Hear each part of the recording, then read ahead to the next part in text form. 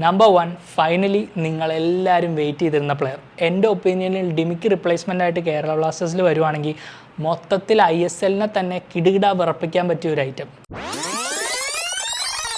Hey guys, welcome back to another video. നമ്മൾ യൂട്യൂബിൽ കുറച്ച് നാളായി വീഡിയോ അപ്ലോഡ് ചെയ്തിട്ട് അത് എന്തുകൊണ്ടാണെന്നുള്ളതിൻ്റെ കാരണം ഞാൻ ഇൻസ്റ്റഗ്രാമിൽ ഒരു റീലായിട്ട് ചെയ്തിട്ടുണ്ടായിരുന്നു. നിങ്ങൾ നമ്മളെ ഇൻസ്റ്റഗ്രാമിൽ ഫോളോ ചെയ്തിട്ടുണ്ടെങ്കിൽ നിങ്ങൾക്ക് എല്ലാവർക്കും അതിനെക്കുറിച്ച് അറിയാം. അപ്പോൾ ആ ഒരു പ്രോബ്ലത്തിന് നമ്മളൊരു ടെമ്പററി സൊല്യൂഷൻ ഫൈനലി കണ്ടുപിടിച്ചിരിക്കുകയാണ്. ഞാനിപ്പോൾ ഇരിക്കുന്ന സെറ്റിംഗ് കണ്ടാൽ നിങ്ങൾക്കറിയാം ഒരു മൊത്തത്തിലൊരു മാറ്റമില്ല. ഈ ഒരു മാറ്റം നമ്മുടെ ക്ലബ്ബിൽ നടക്കുന്ന മാറ്റത്തിനെ സിഗ്നിഫൈ ചെയ്യുന്ന പോലത്തെ ഒരു മാറ്റമാണ്. ഇപ്പോൾ കേരള ബ്ലാസ്റ്റേഴ്സിൽ കോച്ച് ഇവാൻ മാറിയതിന് ശേഷം മൊത്തത്തിലൊരു അഴിച്ചുപണിയാണ് നടക്കുന്നത് അല്ലേ. നമുക്കറിയാം ഫോറിൻ താരങ്ങളായ Dimi Diamantakos, Marko Leskovic, Fedor Cerny, Daisuke Sakai ഇവരെല്ലാവരും ക്ലബ്ബ് വിട്ട് കഴിഞ്ഞു. ആൻഡ് ഇപ്പോൾ കറൻ്റ്ലി കേരള ബ്ലാസ്റ്റേഴ്സിനെ അലട്ടുന്ന ഏറ്റവും വലിയ ചോദ്യം എന്താണെന്ന് വെച്ചാൽ ഡിമിയെ ആര് റിപ്ലേസ് ചെയ്യും എന്നുള്ളതാണ്. And it is completely understandable. കാരണം ഡിമി കഴിഞ്ഞ സീസണിൽ ISLലും ഡ്യൂറൻ കപ്പിലുമായിട്ട് ആകെ മൊത്തം അടിച്ചത് 16 ഗോളുകളാണ്. ഈ 16 ഗോളുകളുടെ കൂടെ 4 അസിസ്റ്റും നേടി. കേരള ബ്ലാസ്റ്റേഴ്സ് സീസണിലുടനീളം അടിച്ച 47 ഗോളുകളുടെ ഏകദേശം 42% ഗോളിലും ഡിമിക്ക് ഒരു ഡയറക്റ്റ് പങ്കുണ്ടായിരുന്നു. ഈ ഒരു പെർഫോമൻസ് അദ്ദേഹത്തിനെ ISLലെ ഗോൾഡൻ ബൂട്ട് വിന്നറാക്കി. പക്ഷേ പോപ്പുലാരിറ്റി കൂടിയത് നമുക്കൊരു ചെറിയ തിരിച്ചടിയായി. കാരണം ലീഗിലെ വമ്പന്മാരെല്ലാവരും ഡിമിയെ നോട്ടമിട്ടു. ആൻഡ് ഡിമിയുടെ സിഗ്നേച്ചറിന് വേണ്ടി മുംബൈ സിറ്റി, ഈസ്റ്റ് ബംഗാൾ എന്നീ വമ്പന്മാരെല്ലാം കൊമ്പ് കോർത്തു. കരാറ് പുതുക്കാൻ കേരള ബ്ലാസ്റ്റേഴ്സ് ശ്രമിച്ചെങ്കിലും ഡിമി ഒടുവിൽ ഈസ്റ്റ് ബംഗാളിന്റെ ഓഫറാണ് അക്സെപ്റ്റ് ചെയ്തത്. എനിക്കറിയാം ഈ വാർത്ത നമ്മളിൽ പലരെയും വല്ലാതെ തളർത്തിയെന്ന്. പക്ഷേ എനിക്ക് നിങ്ങളോട് ഒരു കാര്യമേ പറയാനുള്ളൂ.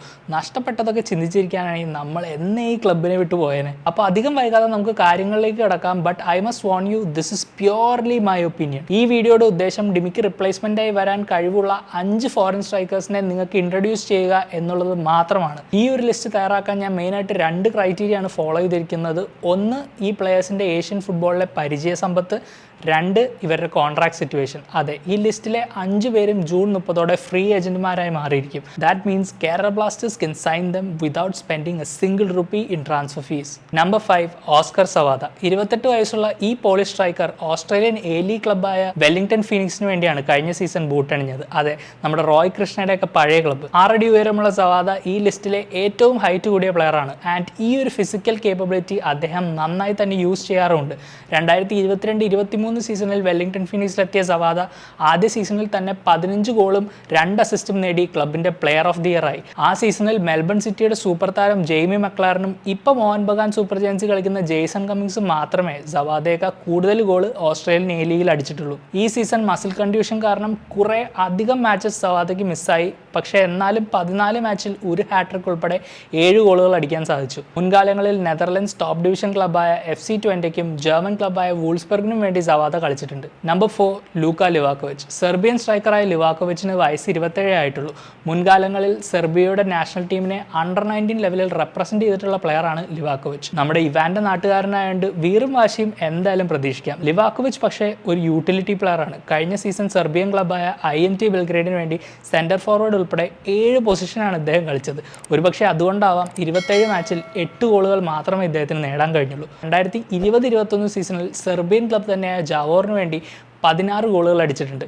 അപ്പോൾ തീർച്ചയായിട്ടും എതിരാളികളുടെ ഗോൾ വല കുലുക്കാൻ കെൽപ്പുള്ള ഒരു സ്ട്രൈക്കർ തന്നെയാണ് ലിവാക്കോവിച്ച്. Number 3, Igor സെർജീവ്. ഈ ഒരു പ്ലെയറിനെ കേരള ബ്ലാസ്റ്റേഴ്സ് സൈൻ ചെയ്യുകയാണെങ്കിൽ it will be super exciting. കാരണം ഏഷ്യയിലെ തന്നെ one of the rising super powers ആണ് ഉസ്ബെക്കിസ്ഥാൻ.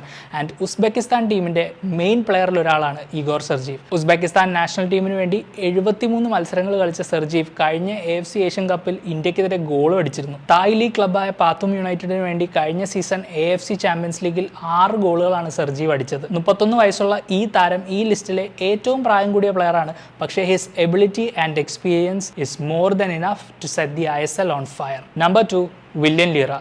ബ്രസീലിയൻ ഫോർവേഡ് ലീറ കഴിഞ്ഞ സീസൺ തായ് ലീഗിൽ 15 ഗോളുകളാണ് അടിച്ചത്. ചോൺബുരിക്ക് വേണ്ടി ലീറ അടിച്ച 15 ഗോളുകൾക്ക് ഒരു പ്രത്യേകതയുണ്ട്. Because they were a terrible team. 30 league മത്സരങ്ങളിൽ വെറും 7 ജയത്തോടെ 16 ടീമുള്ള സ്റ്റാൻഡിങ്സിൽ 14ാമതാണ് ചോൺബുരി ഫിനിഷ് ചെയ്തത്. അവർ ആകെ മൊത്തം അടിച്ച ഗോളുകളുടെ 50% മുകളിൽ ലീറയ്ക്ക് ഡയറക്റ്റ് പങ്കുണ്ടായിരുന്നു. മുൻകാലങ്ങളിൽ ജപ്പാനിലും ബ്രസീലിലും കളിച്ച് പരിചയസമ്പത്തുള്ള ലീറ കേരള ബ്ലാസ്റ്റേഴ്സിനല്ല ഏതൊരു ISL ടീമിനും ഒരു വമ്പൻ മുതൽക്കൂട്ട് തന്നെയായിരിക്കും. നമ്പർ 1, ഫൈനലി നിങ്ങളെല്ലാവരും വെയിറ്റ് ചെയ്തിരുന്ന പ്ലെയർ. എൻ്റെ ഒപ്പീനിയനിൽ ഡിമിക്ക് റിപ്ലേസ്മെൻ്റ് ആയിട്ട് കേരള ബ്ലാസ്റ്റേഴ്സിൽ വരുവാണെങ്കിൽ മൊത്തത്തിൽ ISLനെ തന്നെ കിടുകിട വിറപ്പിക്കാൻ പറ്റിയ ഒരു ഐറ്റം ബിസോളി. 26 വയസ്സുകാരനായ ബിസോളി തായ് ലീഗിലെ മോസ്റ്റ് എക്സ്പെൻസീവ് പ്ലെയർ ആണ്. ഈ കഴിഞ്ഞ സീസൺ ബുറിറാം യുണൈറ്റഡിനെ ചാമ്പ്യൻസ് ആക്കിയതിൽ ബിസോളി വഹിച്ച പങ്ക് ചെറുതൊന്നുമല്ല.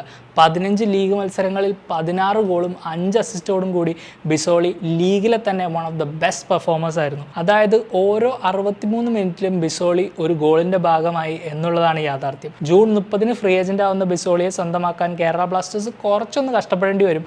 കാരണം ഏഷ്യയിലെ പല വമ്പൻ ക്ലബ്ബുകളും ഇദ്ദേഹത്തെ ഓൾറെഡി നോട്ടമിട്ട് കഴിഞ്ഞിരിക്കുന്നു. എന്തായാലും എനിക്ക് കേരള ബ്ലാസ്റ്റേഴ്സ് മാനേജ്മെന്റിനോട് ഒരു കാര്യമേ പറയാനുള്ളൂ, അധികം ടൈം വേസ്റ്റ് ചെയ്യാണ്ട് അടിച്ചു കയറി വാ. ഈ വീഡിയോ നിങ്ങൾക്ക് ഇഷ്ടപ്പെട്ടെങ്കിൽ I have some good news for you. കാരണം ഇൻസ്റ്റാഗ്രാമിൽ നമ്മൾ ഡിസ്കസ് ചെയ്ത പോലെ ഇനിയും 2 പൊസിഷൻസ് ഉണ്ട് നമ്മൾ ഫോറിൻ സൈനിങ്സിനെ കൊണ്ടുവരേണ്ട, centre back and centre midfield. ഈ 2 പൊസിഷനിലും കേരള ബ്ലാസ്റ്റേഴ്സിന് ഇതുപോലെ സൈൻ ചെയ്യാൻ പറ്റിയ 5 ബെസ്റ്റ് പ്ലേയേഴ്സിനെ വെച്ചിട്ടൊരു സീരീസ് പ്ലാൻ ചെയ്യുന്നുണ്ട്. അപ്പോൾ ആ വീഡിയോ വൈകാതെ തന്നെ വരും. ആ വീഡിയോ മിസ് ചെയ്യേണ്ടെന്നുണ്ടെങ്കിൽ ചാനൽ സബ്സ്ക്രൈബ് ചെയ്യാൻ മറക്കരുത്. സബ്സ്ക്രൈബ് ചെയ്തിട്ട് ബെല്ലൈക്കനോട് അമർത്തുക. ഡെഫിനറ്റ്ലി നിങ്ങളുടെ ഒപ്പീനിയൻസ് ഒക്കെ കമൻറ്റ് ബോക്സിൽ മെൻഷൻ ചെയ്യുക. ആൻഡ് ഈ വീഡിയോ ഷെയർ ചെയ്ത് ഇത് കേരള ബ്ലാസ്റ്റേഴ്സ് മാനേജ്മെൻറ്റിൻ്റെ അടുത്തെത്തണം. എന്നിട്ട് ഇതിൽ നിന്നൊരാളെ അവർ കൊണ്ടുവരണം. അപ്പോൾ ഒരുപാട് വൈകാണ്ട് അടുത്ത വീഡിയോ ആയിട്ട് വീണ്ടും കാണാം എന്ന് പ്രതീക്ഷിക്കുന്നു. Bye for now.